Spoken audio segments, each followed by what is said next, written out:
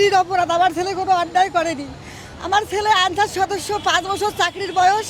আমার ছেলে একজন গ্রাজুয়েট ছাত্র, সে হচ্ছে অনার্স কমপ্লিট ছাত্র, তার অনার্সের সার্টিফিকেট আছে। একজন মা আনসার সদস্য, আমার ছেলে আহসান হাবিব, সে জেলখানায় আছে। আমার ছেলে নিরপরাধ, আমার ছেলে কোনো অন্যায় করেনি।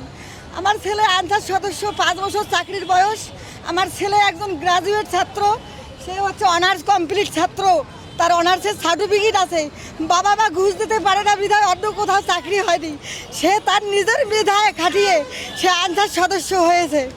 তাই আমি সবিনয় অনুরোধ করব, বাংলাদেশের যিনি আছেন বর্তমান দায়িত্বে ডক্টর ইউনূস সাহেবকে, সবিনয় আনসারদের সকলের পরিবারের পক্ষ থেকে আমি অনুরোধ করব, সকলের পরিবারের হয়ে আমি মনে করি যে তারা কোনো অন্যায় করেনি, তারা কোনো ভুল করেনি।